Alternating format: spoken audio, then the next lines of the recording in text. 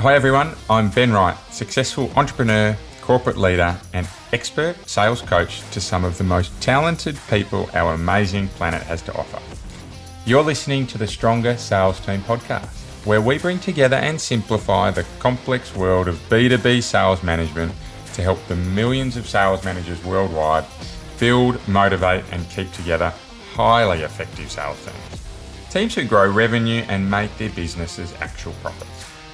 Along the journey, we also provide great insights and actionable steps to managing your personal health. A happy and productive you is not only better for your teams, but everyone around you. So if you're an ambitious sales leader who wants to build the highest performing and engaged teams, Stronger Sales Teams is right where you need to be.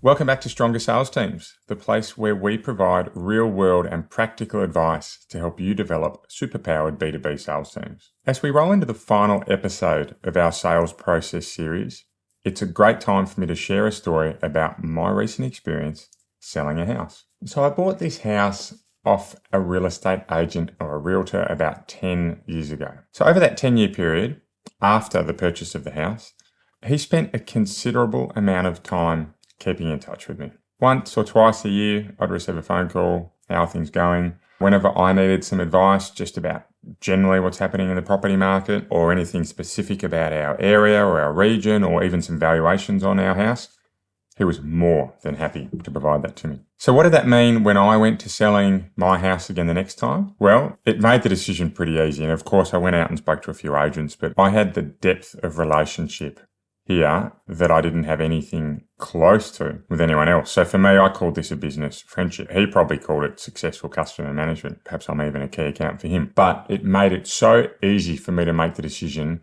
to go with him because of the level of trust that we'd built up over that 10-year period. So for those wondering, yes, he got my business. Yes, we sold the house and we got a price that we're really happy with. But for me, the message in this story is keeping in touch with customers, keeping your relationships going even after a sale has happened is so important in building future pipeline for sales. So today we're going to dive into the fifth and final step of our sales process series, what we call the post-game review, or more technically, the post-sale account management or key account management program. We're going to provide you with some really important things to think about when leading your team's post-sale habits. So please don't underestimate the importance of that word habit. It's without doubt the superpower that I've seen over the last 2 decades in those that sell who are really, really good at this post-sale account management process. Before we get into this fifth and final step, quick check-in for those who are new to the podcast, and also a nice reminder for everyone else about the 5 steps that we looked at in episode 1 of this podcast series.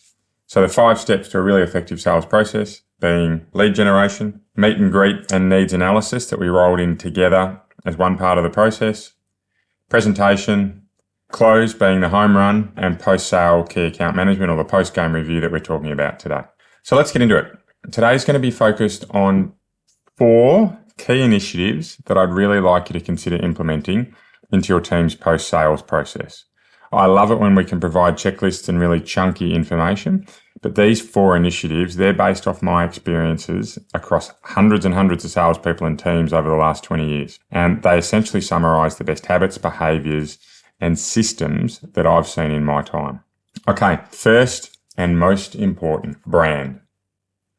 The company's brand, your salesperson's brand, and even your brand are all being put to the test as soon as you receive the agreement to move forward from a customer. Very different to the first 4 steps of the sales process, where not meeting expectations really has little impact on a customer. Once you receive their business, the customer is now tied to you for the duration of that implementation and delivery periods, and then also to the useful life of your product or service after that.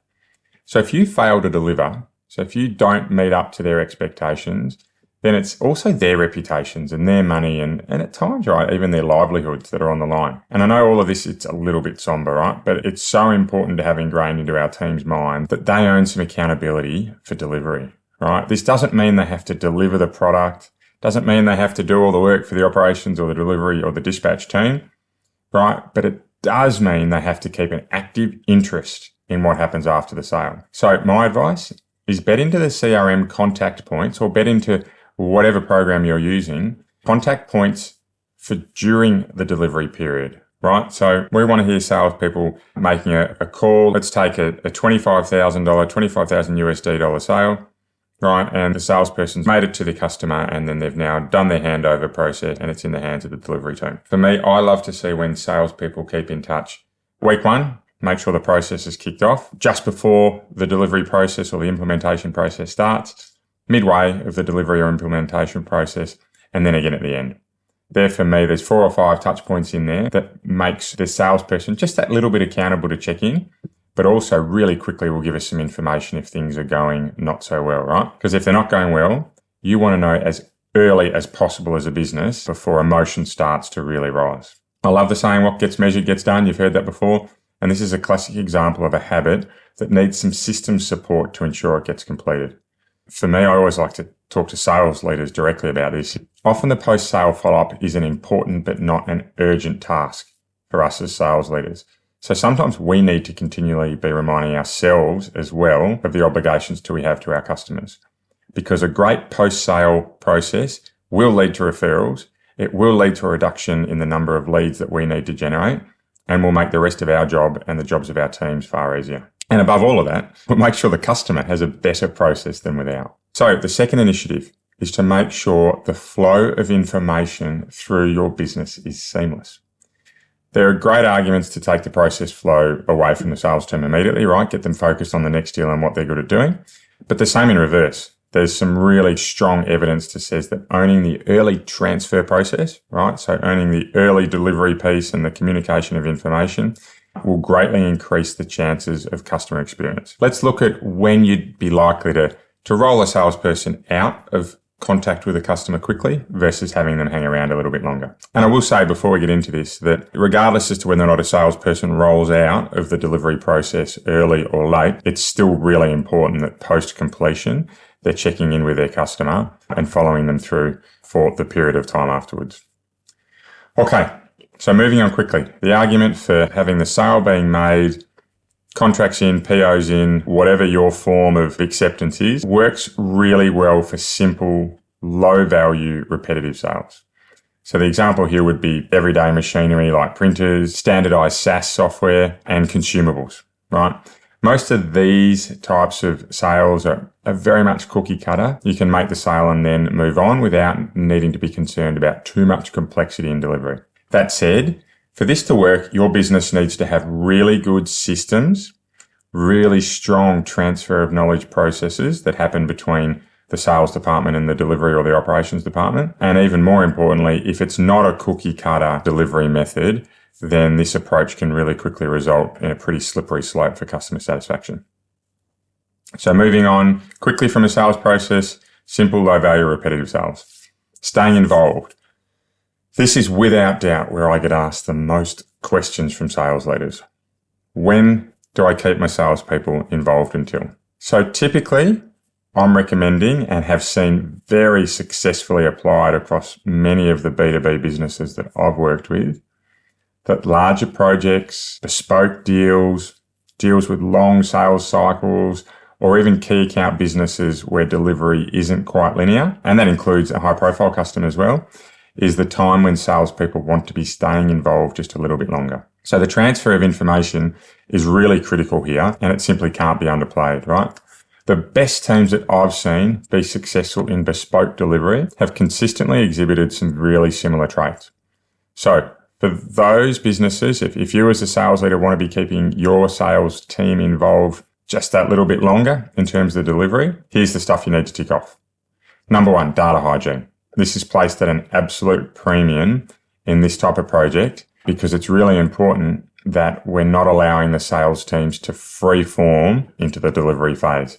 So the CRM systems or the other type of software that you have in your business needs to be set up to ensure compliance in handover from the sales team. So this can be things like compulsory fields, measurement of success, ease of use. These type of initiatives are really important to make sure we get the data hygiene right. Second, the number of handovers, right, between departments is limited. So in a more complex sale where we need to keep salespeople involved, what we don't want to see is deal comes in and goes from sales to delivery to key the order, to finance the invoice, to back to sales to collect the deposit, then over to delivery to execute. My strongest recommendation, and I've seen this happen multiple times where individual functions or departments take over a role and then hand it over, they just result in significant delays in delivery for customers. So for me, you want to be keeping your initial delivery process as streamlined as you possibly can. If you've got a good system that can keep control of your pricing without concerns for rogue or unethical behaviour, and look, I use that really loosely, but we do need to protect ourselves. But if you have good systems that allow your pricing to be pretty well controlled, then having the sales team execute the sale, key the order in and get the deposit out before handing over to the operations team will often save a lot of frustration. Now, you need to balance out whether or not that's going to work for you. Particularly for me, is I'd be basing it off how many deals the sales team are doing a month. If they're doing 5 deals a day, and this is adding 15 minutes per deal, then it's going to become counterproductive, right? But if they're doing a couple of deals a week or 5 deals a week, then spending a little bit extra time doing the invoicing and making sure the first part of delivery is seamless is well worthwhile. Okay, third part is, for me, salespeople need to be really involved in the handover to their delivery departments. This is mostly around CRM briefs and either face-to-face or video handovers with delivery teams. I think for me is you use emails to confirm and you use face-to-face, phone or video to communicate a message. So I'd be communicating, particularly through a kickoff meeting, sales to operations or delivery, exactly how a project was won and the key information. And then using your CRM to make sure that all of this is recorded, because unfortunately as humans we are infinitely fallible and can make mistakes or can forget things. So handover is really important, and important not only to have a face-to-face or equivalent handover, but also to have some written transfer of knowledge. The really consistent theme here is that there's responsibility on the salesperson or the technical representative to ensure that the delivery team's briefed properly. Next part of this, in terms of what we need to do to make sure that more complex projects are being delivered well, or certainly that the handover process is smooth, is to make sure that it is embedded into the delivery process that customers will receive both ad hoc and automated communication. Why is this important as a sales leader? As a sales leader, we need to make sure that our sales teams are part of that communication flow and are receiving these updates just like a customer. When the salesperson's informed, they are far more likely to work with the customer when they need help rather than be invisible when something goes wrong. Next part, project completion signed off by multiple departments. Really important when we've got slightly more complex delivery or operational requirements, because it ensures that we have an objective conclusion to the process. A couple more to go in terms of these more complex projects. Feedback loops need to be really fast. So when your sales teams are involved in ensuring that the delivery process is smooth, generally the feedback loops are pretty quickly. So when we get communication back from a customer, we can then work it into the business and take corrective action. Lastly, for me, my teams have always had an involvement post-sale.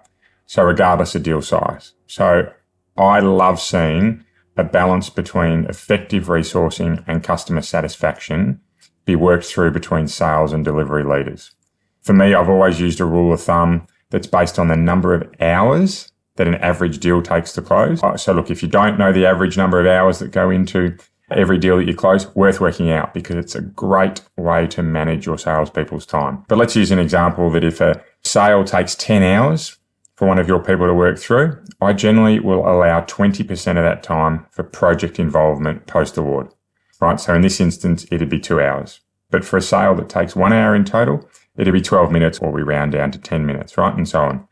There are some limitations to this approach, and it doesn't work for every business.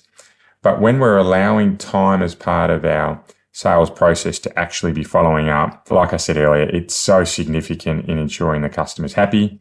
It's so significant in ensuring we're getting referrals, which obviously then pulls significant pressure back out of the first phase again, or the first part of the sales process being lead generation. We've really jumped into detail in that second trait around effective post-sale account management. The first was about brand, making sure that we recognise that brands are on test, not just ours, but also customers' brands, and we need to really be accountable for the delivery. The second one is around information flow through the business and understanding when a salesperson will hand over quickly to delivery teams or when they might stay involved for a little bit longer. The third of the traits that I see really commonly evident in great post-sale or key account management businesses is that mistakes are fixed. They're not only fixed, but they're fixed quickly. So for me, it's really simple. If you make an error in delivery, own it and fix it. Where does the sales team get involved here? Well, they need to be at the coalface when there's a mistake because they have the relationships with the customers. I highly recommend that we don't sweat the small stuff around customer versus supplier causation.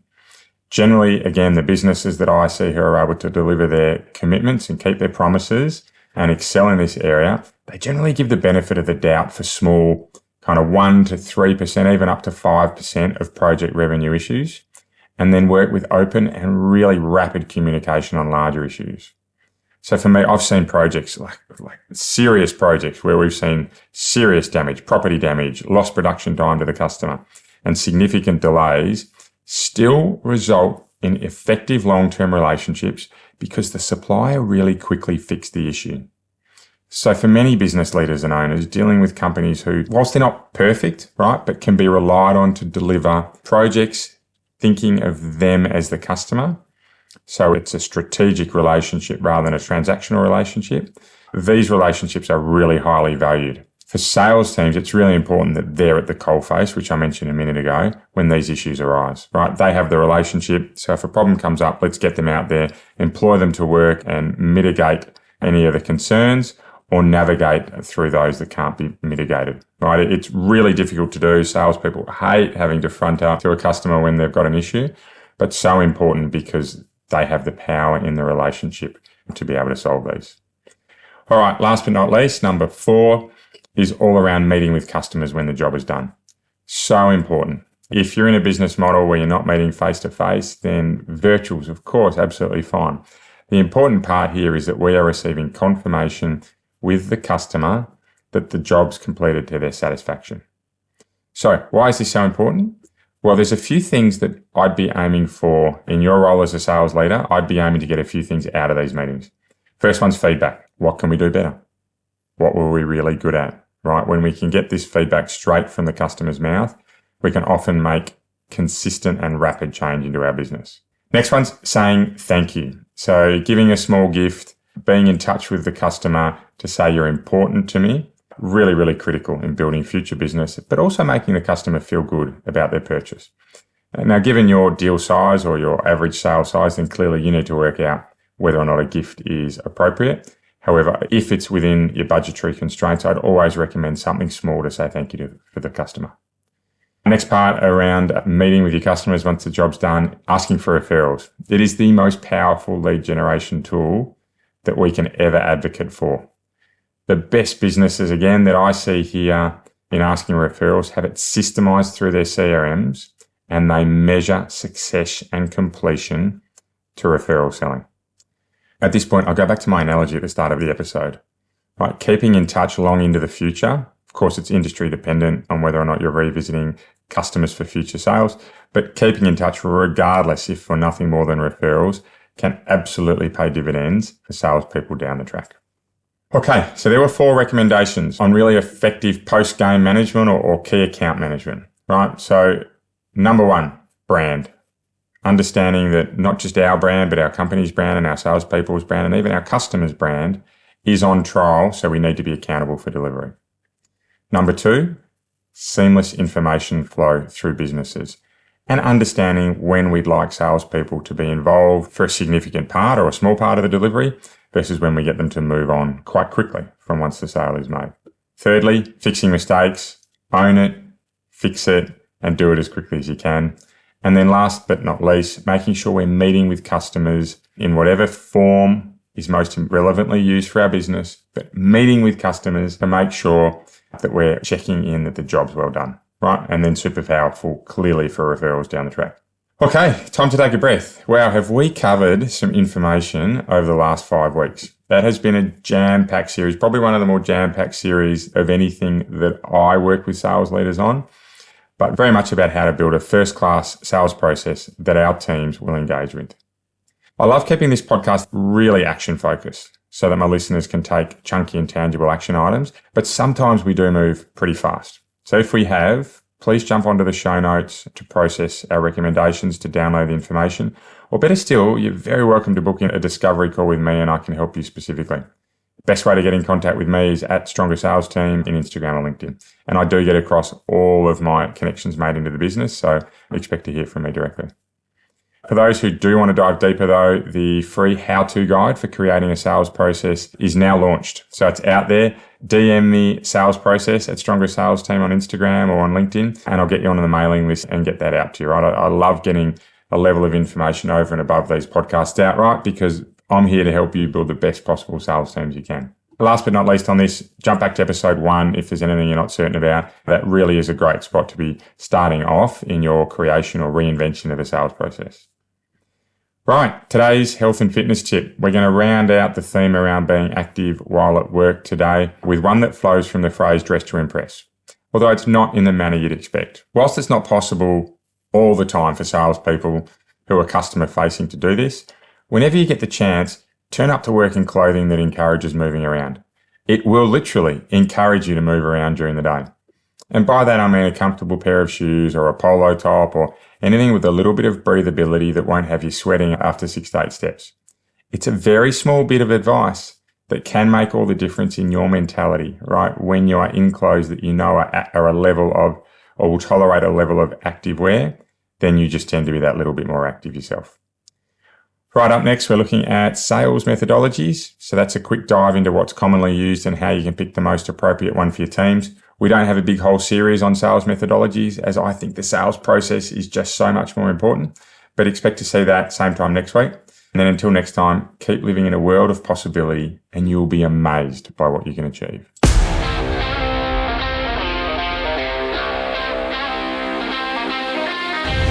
Want to be kept up to date with any of our free materials to help you build the best sales teams possible? Well, the easiest way you can do so is to follow us on your favourite social media channel.